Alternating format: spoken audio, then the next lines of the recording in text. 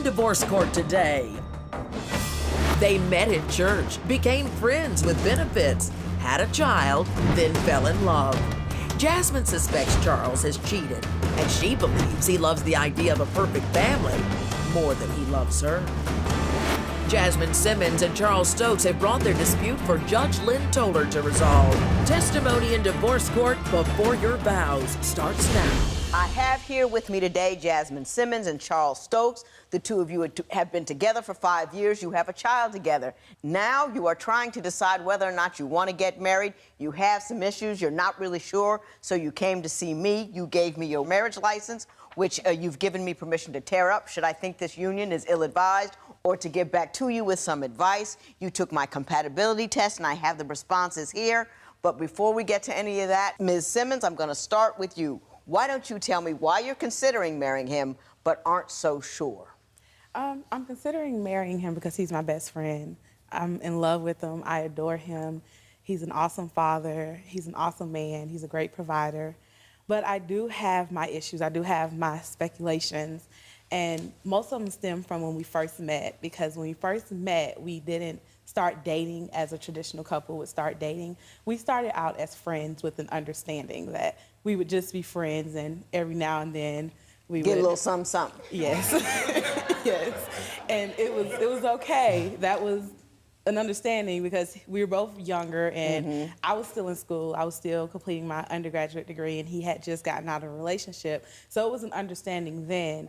But now he's a completely different person, or so it seems, that he's a family guy, and he doesn't want to be the charming Charles that he was when we first met. He doesn't want to be the ladies' man. He wants to be a family man. But still in the back of my head, I still have those days of when we were just friends, and he was, you know, doing all these things to other women, and it scares me that it could happen to me too. Let me ask you a question. You seem to indicate that he's changed, that he's become more of a husband-father figure. So why do you find that disconcerting? Because you never know.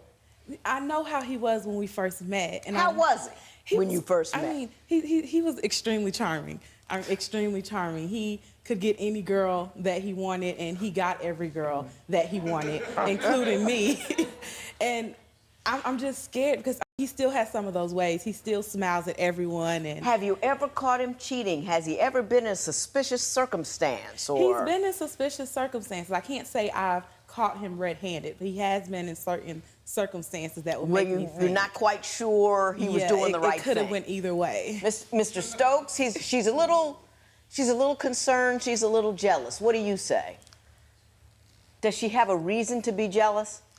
I say the most part because of the past and how we started off as a, you know, just a friends with benefit type situation. I think that's why she's. But you never lied to her, though, because you were friends with benefits, so she understood she wasn't the only woman in your life, correct? Right. I think just because her feelings just grew faster, but then, like, she started, like, liking me more than I probably intended to like her. Oh, and okay. I thought we were just, just casual friends. And... So she fell in love first, and so you were still going by the old agreement, and your heart had gotten involved. Is that an accurate reflection of what happened? Yes, ma'am. Okay, all right. Let me ask you, what concerns you about her? What makes you want to pause on this relationship? Mainly is because I feel like she flirts a lot. She has a big flirtatious problem. She does these things with her eyes to look at you, and she smiles as well. And a situation where we was at, at a club with incidents, and she was eyeballing this guy, and I just felt, maybe feel insecure about the situation. So same way she looked at me, I felt the same way. So I was like, hey. Is that it? I gotta say, is that it? Because that's an easy fix. We can go home right now.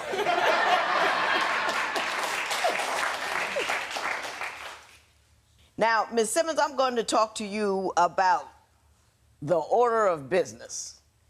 You had friends with benefits, you had a baby, then you fell in love, and now you can't figure out whether or not you want to get married. My question to you is this: what happened once you found out you were pregnant? What changed? What didn't change? I think that once I found out that I was pregnant, I was embarrassed. It was shameful to be pregnant and not, married. And we weren't on the same page at all. He didn't believe that I should continue with the pregnancy. And I mean, initially it made sense, but you know, when I thought about it more, I just couldn't do it. Right. And so from that point on, we didn't talk my whole pregnancy because we just could not come to a compromise. We could not. You stopped talking to her because she continued on with the pregnancy? Yes, and we just weren't talking. We just couldn't agree to match up what she wanted and versus, you know, she was in school. We just couldn't agree to anything. So we just kind of got attitude with each other and just stopped talking. Wow, were you concerned about her? Were you worried? She's out there alone, pregnant with your child. You guys met in church. Right. You know, I mean, it's not like she was just some chick on the corner. You were in the building praising God together. You knock her up.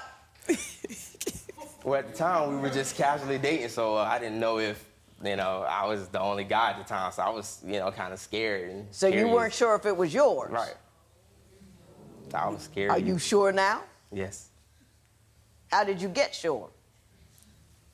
Took a test. Took a DNA test? Okay. And then did he act right? Well, he fell into the father role pretty, you know, automatically after he met Maddie when she was about. Do you have a picture of the baby? I love looking at babies. She's adorable. Thank you. And y'all look good with her. Thank you. So how did he respond once the baby arrived? It's like he was a different person. Before I was pregnant, I knew Charming Charles, the player, the ladies' man, you know, and then afterwards, he was just, I mean, once he met her, he was just like daddy of the year. And I didn't really know how to accept it. You know, I didn't know how to put my hurt aside and let him be there how he wanted to be there. Next is the pain Charles caused when he disappeared during Jasmine's pregnancy, a wound that can never heal.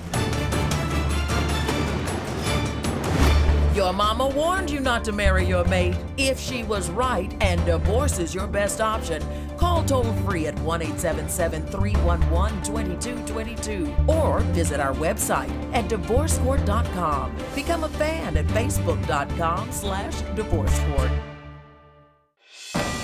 Couples in crisis, real resolution. Divorce Court continues. So tell me what he did once he realized how hurt you were. He apologized and, you know, he said he's making his life mission to be there for us as much as he can in an attempt to make up that time. But in reality, you can't. You know, that hurt is going to always be there. You know, it's always going to, you know, when I look at my daughter and I think about my pregnancy, it's not a happy feeling. It's not. You get that part right, Mr. Stokes. Yes, ma'am. You get that part. Now, I'm going to ask you about what happened right afterwards. I understand you two moved into a living arrangement that was less than perfect. Yes.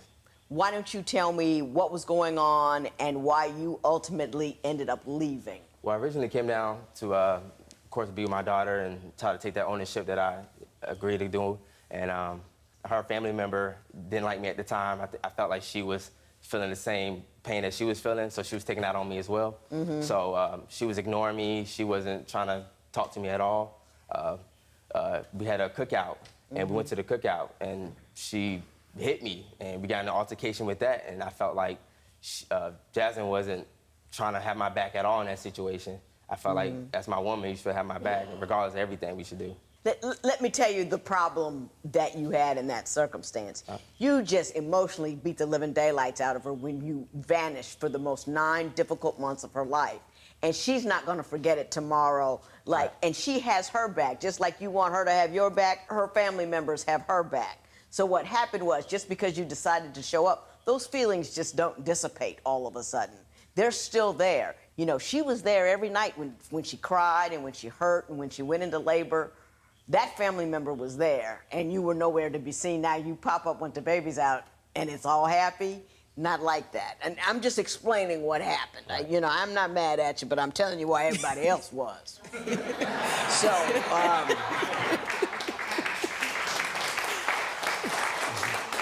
Ms. Simmons, you say your main concern is that you think he is in love with the idea of being a family man, but not really prepared for what it takes. Why don't you explain that to me? Well, I think that he has this picture of a perfect family, in his head and what a perfect family is supposed to be. And we both come from single parent households. So we kind of share that idea where I don't want to raise my child in a single parent home. And he wants it so bad, but sometimes I think that we're in the honeymoon stage right now and things are good and, you know, I still look good and I still dress nice. But in 5 or 10 years, when I've had another baby or two and maybe I don't look as good and maybe I don't get dressed up and put on makeup, is he still gonna want to be married if that's not, like, if in 5 years it isn't what it is right now? If he still understands what the unity of marriage is and that it's not just a show. Mr. Stokes, what is your response to her concern? I feel like I definitely show her a husband material role. I mean, I pay most of the bills. I'm hardworking. I'm definitely showing her the way a man's supposed to be doing the household. I don't see why she feel like that.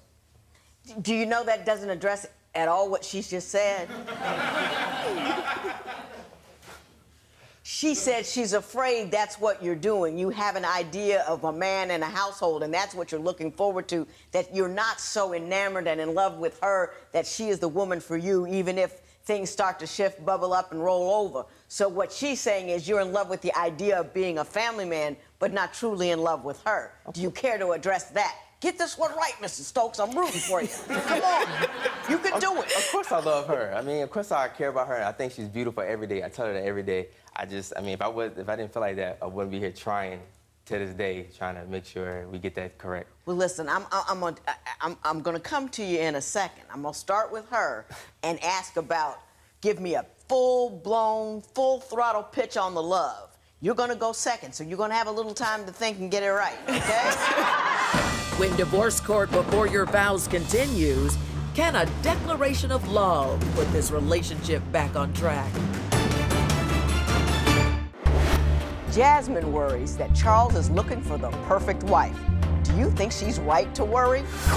Call 1-800-282-1991 to vote now and see if America agrees with your opinion. You'll also receive some valuable offers. Call now. If you would like your case heard on Divorce Court, call us toll-free at 1-877-311-2222 or log on to our website at divorcecourt.com and join the conversation on Twitter at Divorce Court. Divorce Court Before Your Vows continues. So, Ms. Simmons, like I said, I'm going to start with you, and I'm going to give you 90 seconds for you to tell me why Mr. Charles Stokes, not just because he's your baby daddy, but is the man that you want to spend the rest of your life with. Go. I adore him. I think he's an awesome person. He's my best friend. He's the easiest person to talk to in the world. Sometimes I forget that he's my boo thing, and I can talk to him like he's just like my best friend. I think he's an awesome father. I love the way that he is with our daughter. He's a great provider. I just adore everything about him. He's very handsome. He's good to look at. Good to look at. All right. I just love him. He's outgoing. He's funny. He's just, if I had to replace my best friend, it would be him. If it was just me and him on the island for the rest of our lives, I would be okay. Nice job. Uh-oh, Mr. Stokes. The bar has been set fairly high, and we're all now looking at you. So you got 90 seconds to get somewhere near where Ms. Simmons just went with her a profession of love for you. Go. First of all, I think she's an amazing mother. I think she does a great job with our daughter. She's a great listener. She motivates me sometimes where sometimes I feel like I'm not a bigger person, and she shows me that I'm capable of doing things that my family member haven't done before. She's a good leader. She's just gorgeous. I mean, she done said everything. But there's a whole different set of things that you could say, the things that you love about her. I see what your problem is. I get your problem completely. I don't think he gets it, but I know what it is. Let me tell you what her problem is. The things that you described about her were she was good in the role that you've got her cast in, as opposed to she's the woman that just, whoop, stopped my heart and stunted your growth and made you just want to be with her. She's fulfilling the roles as the good wife, and she's going to cook and clean and the baby, and she's almost a fungible commodity. Any chick willing to do it will do. If you cared about somebody, I don't care if you were ready to have the baby or not, it would have mattered to you that she was at her lowest point in life, pregnant, unmarried, in the church, and alone. And wow, I would feel for her if I just met her and she was like that. And I think she's afraid that that speaks to your feelings about her, and that the fact that the baby showed up and you liked the baby, you said, oh, looks like a gig I want to do. It's not, wow, she was really the one I wanted. That's her concern, and that is her fear. Can you address that at all? Yeah, I mean, you know I love you, and I'll always be there no matter what, and I always will be. And just want you to know that regardless, everything we go through. So.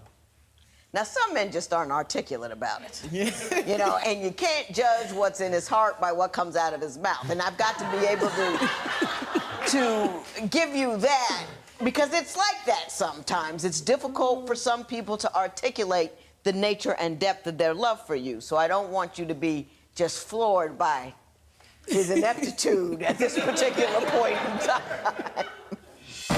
Judge Lynn Toler's ruling, next.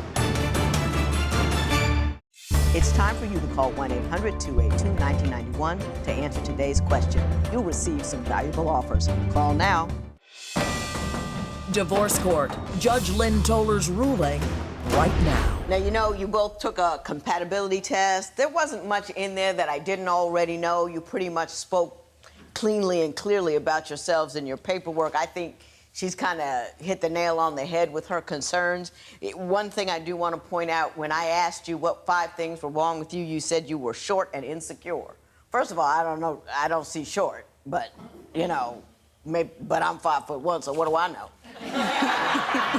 I do believe you are insecure.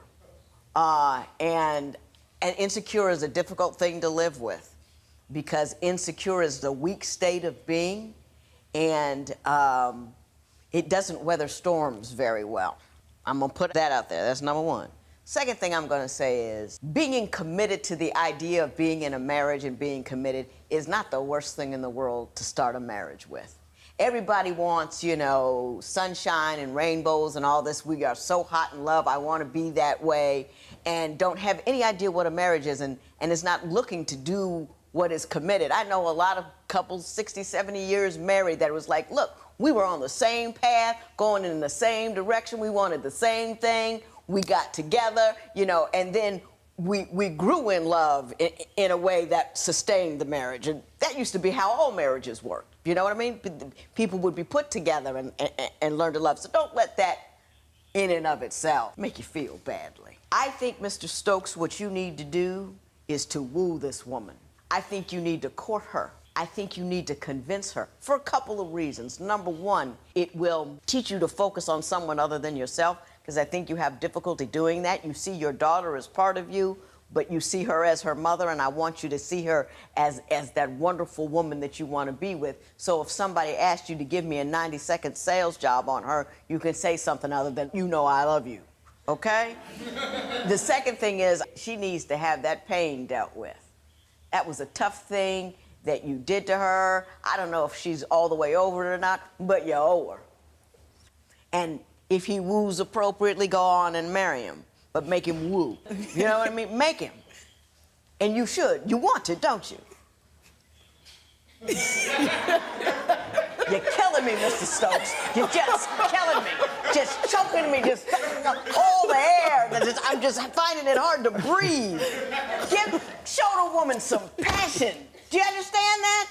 Yes, ma'am. Show her some care. Don't just nod your head. Yes, ma'am.